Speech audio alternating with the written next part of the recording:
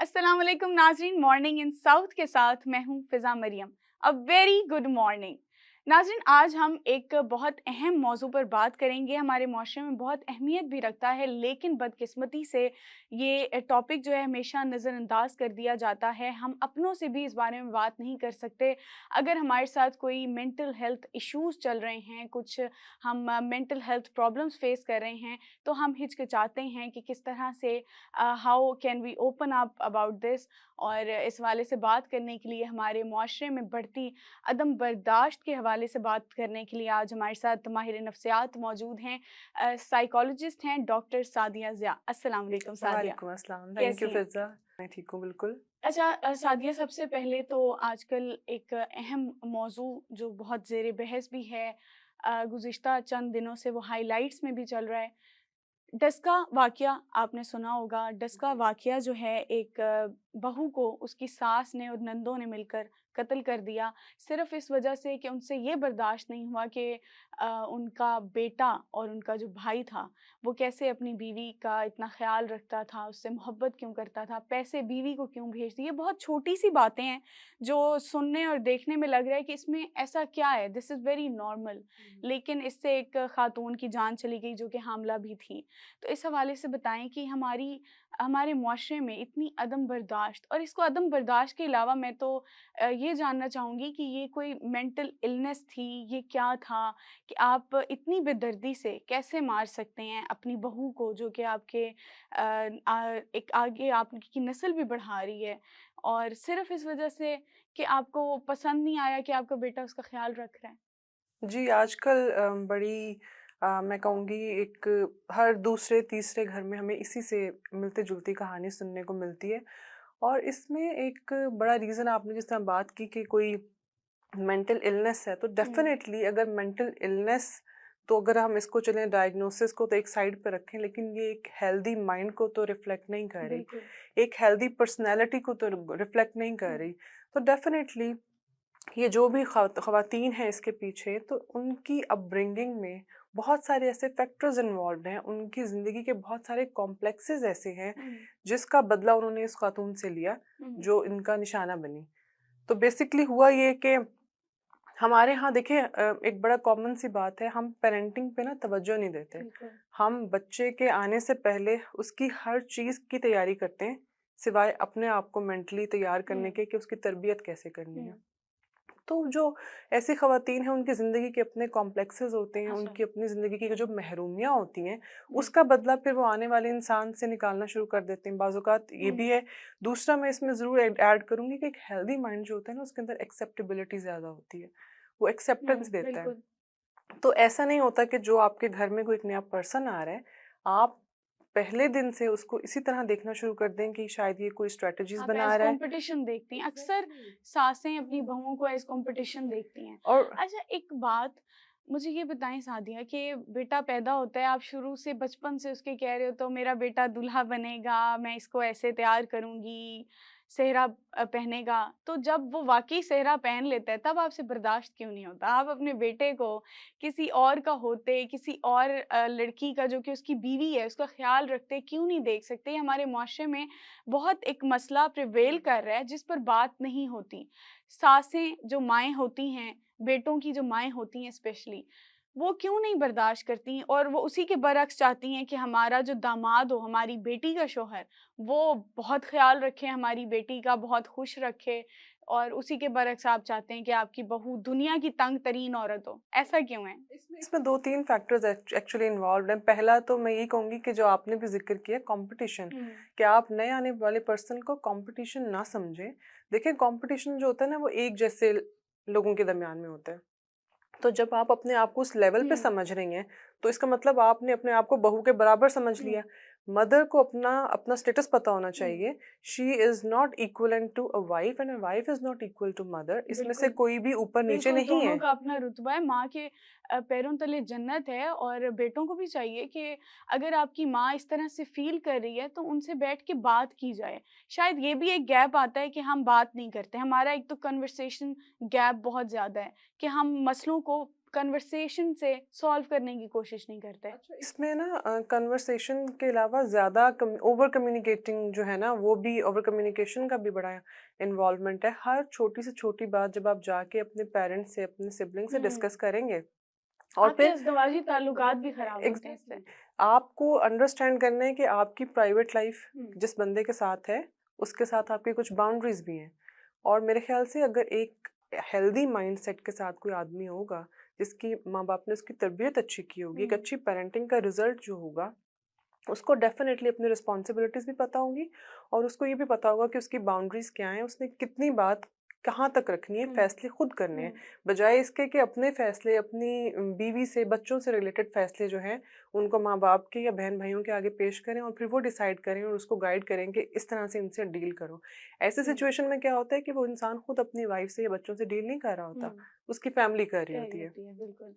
अच्छा, शादी से पहले आप क्या समझती हैं कि माँओं को किसी किस्म की काउंसलिंग की ज़रूरत है, या उनको किस तरह से उनका माइंडसेट बनाया जाए, उनको मेंटली प्रिपेयर किया जाए कि आपके बेटे को अब आपने शेयर करना है, करना पड़ेगा, क्योंकि आप खुद बहू ला रही हैं, आप खुद उसकी शादी कर रही हैं। किस तरह से एक्सेप्टेंस लाई जा सकती है? क्या ऐसे इक़दामात हैं जो हम घरेलू सतह पर हम अपने मुआशरे को बेहतर करने के लिए अपना सकते हैं? देखिए, सबसे इम्पोर्टेंट चीज़ इसमें ना पेरेंटिंग ही है। जब हम बच्चों को एक तरबियत दे रहे हैं, उसमें हमें ये चीज़ इनकलकेट करनी चाहिए, उनके अंदर ये चीज़ें शुरू से उनको समझाना चाहिए कि हम आप मतलब एक मदर है, डेफ़िनेटली काउंसलिंग होनी चाहिए। काउंसलिंग किस चीज़ की होनी चाहिए? उसको ये समझाने के लिए कि आपका बेटा शेयर नहीं हो रहा। वो कोई चीज़ तो नहीं है ना जिसको डिवाइड कर देंगे आप। वो शेयर नहीं हो रहा, बल्कि उसकी रिस्पॉन्सिबिलिटीज़ अब आपके अलावा भी हैं। आपसे शिफ्ट नहीं होंगी, आपके अलावा भी होंगी। और जो आपके अलावा रिस्पॉन्सिबिलिटीज़ जहाँ पे उसकी कमिटमेंट है, वहाँ में आपका इन्वॉल्वमेंट अब ज़रूरी नहीं है। तो बिल्कुल। ये, और मुझे लगता है इसमें जो एक जॉइंट फैमिली सिस्टम है ना, उसकी उसका एक ड्रॉबैक है ये, क्योंकि वो नज़र के सामने सारा दिन वो एक कुछ लोग आप रहते हैं, तो बाज़ औक़ात कुछ ख़वातीन के अपने कॉम्प्लेक्सेस ऐसे होते हैं, कुछ सासों के अपने ऐसे कॉम्प्लेक्सेस होते हैं कि उनके अपने रिलेशंस अपने हस्बैंड से अच्छे नहीं होते। अगर मैं साइकोलॉजिकल पर्सपेक्टिव में बात करूँ, तो वो जो उनकी अपनी महरूमियाँ और कॉम्प्लेक्सेस होते हैं ना, जो फुलफ़िल नहीं हुए होते, वो फिर किसी और के लिए वो फुलफ़िल होता देख के उनके लिए एक वो पिंचिंग पॉइंट होता है। तो उस वहाँ पे एक्सेप्टेंस नहीं आती, वहाँ पे जेलसी आती है, वहाँ पे इंटॉलरेंस आती है और फिर इस किस्म के वाक़यात होते हैं जो कि इंटॉलरेंस का रिज़ल्ट है।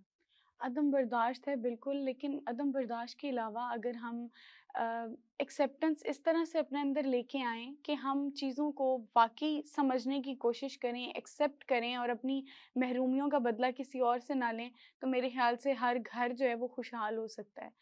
अच्छा सादिया, अदम बर्दाश्त की बात हो रही है, एंगर इश्यूज़ इतने ज़्यादा बढ़ते जा रहे हैं। आप देखें रोड पे जाते हुए हल्की सी किसी की बाइक लग जाए या गाड़ी लग जाए, वहाँ पर इतना बड़ा मसला खड़ा हो जाता है, फ़साद शुरू हो जाता है। हम तैयार हैं हर वक़्त लड़ने के लिए।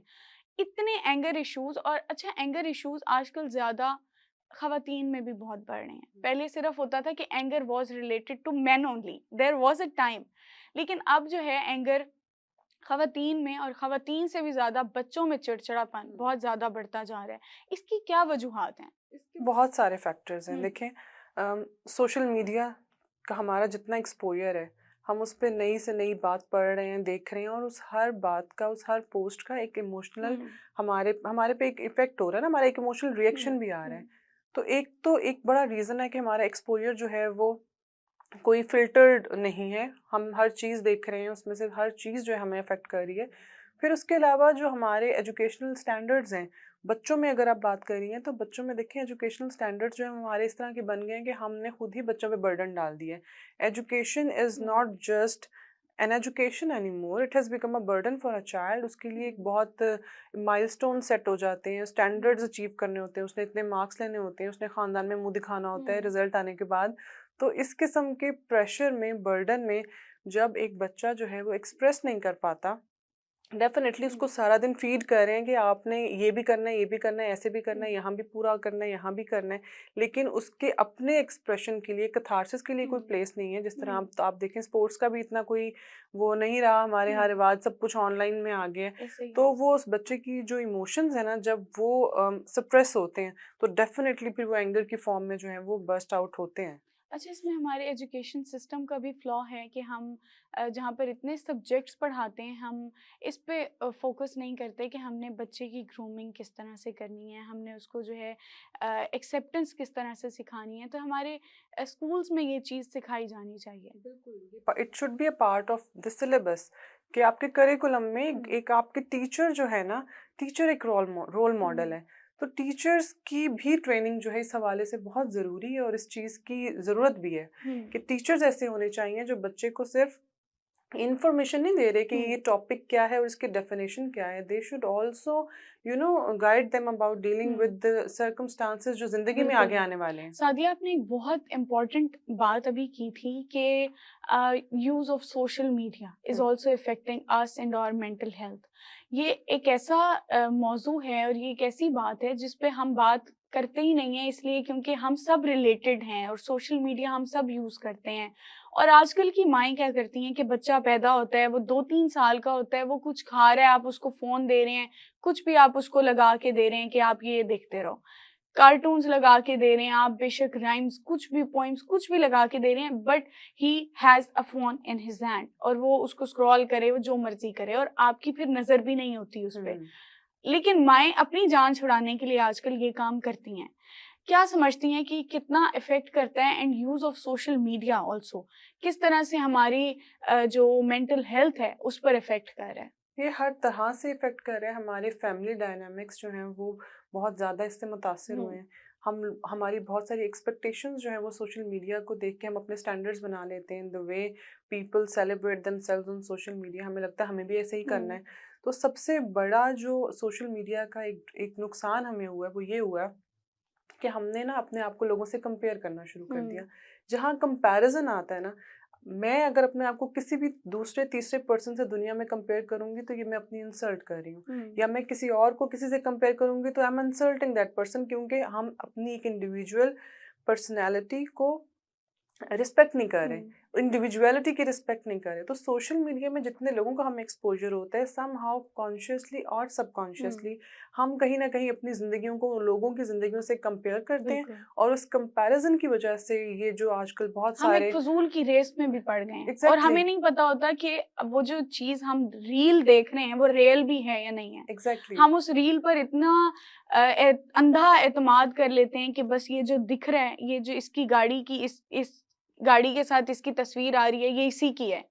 हम सोचते ही नहीं है कि उसने कैसे ली या ली भी या नहीं ली, कुछ भी हम उसके बैकग्राउंड की तरफ नहीं अच्छा, जाते। यहाँ मैं हम हाईलाइट अपनी तरफ से कंपटीशन में लग जाते हैं। यहाँ मैं हाईलाइट करूंगी एक प्रॉब्लम जो आजकल जिस तरह टिकटॉक पे या बहुत सारे सोशल मीडिया प्लेटफॉर्म्स पे the so-called influencers, the way they promote and their marriages, जितनी उनकी सेरेमनीज हैं, इतनी एक्स्ट्रावेगेंट आपकी स्पॉन्सर्ड शादियां, आप ये बताएं लोगों को, ये चाहिए ना उन्हें कि एजुकेट करें, वो बताएं कि ये शादी, ये जो इवेंट्स हम 10 20 30 इवेंट्स जो करवा रहे हैं, हम अपने खर्चे से नहीं करवा रहे और हम कंटेंट ले रहे हैं, किसी की प्रमोशन कर रहे हैं। हमें कोई डेकोर करके दे रहा है, कोई जगह दे रहा है, कोई हमें कुछ स्पॉन्सर कर रहा है, हमारा कोई पैसा नहीं लग रहा है इस पे। लोग जो देख रहे हैं और वो लड़कियां, वो बच्चियां जिनके वालिदैन पूरी जिंदगी इस नियत से कमाई करते हैं और वो जोड़ते हैं एक पैसा कि हमने अपनी बच्ची की शादी करनी है, वो बच्ची इतने ज्यादा डिमांड्स लेके आ जाती है शादी के टाइम पे कि जी इतने फंक्शंस होंगे, इतने लाख का डिजाइनर लहंगा होगा। और वो वालिद जो है, आजकल आप देखें कि हर दूसरा बंदा परेशान है कि कैसे शादियां करें। शादी हमने मुश्किल बना दी है। इससे एक तो हमने मटेरियलिस्टिक स्टैंडर्ड्स को बहुत हाई कर दिया, दूसरा सबसे बड़ा नुकसान ये हुआ कि हमने जो इंस्टीट्यूट ऑफ मैरिज है, जो मैरिज का इंस्टीट्यूशन है, उसका मेन मकसद क्या है उससे तवज्जो हट गई है। अब मैरिज का दिमाग में जब आता है तो इट्स ऑल अबाउट कपड़े, जूते, brands, designers and all that. हम इस बारे में नहीं सोचते कि एक शादी को कामयाब करने के लिए एक हेल्दी माइंड का इंसान होना ज़रूरी है, ठीक है, और वो दोनों इंसानों को होना चाहिए। एक एम्पैथ जो है वो दूसरे अनहेल्दी इंसान के साथ जो सरवाइव नहीं कर सकता, जिस तरह अभी जो हमने डस्का वाला case see for example, let's suppose, तो एक इंसान अगर उनमें से whether it be a husband और अ वाइफ जिसकी मेंटल हेल्थ अच्छी नहीं है, वो कभी भी आपको एक अच्छी ज़िंदगी नहीं देगा, क्योंकि वो आपको रिस्पेक्ट नहीं करेगा। फिर वो अपन उसके साथ फिर वही होगा ना कि बहुत सारे लोगों की इन्वॉल्वमेंट्स होंगी, बहुत सारे लोगों की इंटरफेरेंस होंगी, और एंड में क्या होगा कि it will be a split. ठीक है? तो वो जो एक शादी की हाइप क्रिएट होती है, इतना पैसा लगता है, मुझे लगता है उतने पैसे की बजाय ना उतनी तरबियत की ज़रूरत है। माँओं की भी, बच्चों की भी, जिनकी शादी हो रही है उनकी भी, और जिन घरों में हो रही है उन घर वालों की भी, कि अब आप लोगों को पहले तो ये समझना है ना कि ये एक सेपरेट फैमिली है नाउ। Stop interfering. सबसे बुरी बात है बिल्कुल इंटरफेरेंस है। बिल्कुल, और इंटरफेरेंस के साथ एक्सेप्टेंस भी बहुत ज़रूरी है, बहुत जो हम ज़रूरी में है। उसकी अभी कमी है। बहुत शुक्रिया Sadia, thank thank you you. So much. Welcome. नाज़रीन, इसी के साथ ही हम अपने आज के इस प्रोग्राम का इख्तिताम करते हैं। उम्मीद है कि आपने आज के इस प्रोग्राम से सीखा होगा कि किस तरह अपनी मेंटल हेल्थ पर खुद काम करना और किस तरह अपने अंदर एक्सेप्टेंस लाना इतना ज़रूरी है, और इसको हम नज़रअंदाज कर रहे हैं। हमारी रोज़मर्रा की ज़िंदगी में बहुत से ऐसे वाक़यात होते हैं, हम खुद बहुत सी ऐसी चीज़ें कर रहे होते हैं जो हमारी इंटॉलरेंस की वजह से होती है, और बाद में हम अक्सर उस पर रिग्रेट भी करते हैं। तो हमें अपने ऊपर काम करने की ज़रूरत है, खुद में एक्सेप्टेंस लाने की ज़रूरत है। मिलते हैं आपसे अपने अगले प्रोग्राम में नए गेस्ट के साथ, तब तक के लिए अपना बहुत ख़्याल रखिएगा। अल्लाह हाफ़िज़।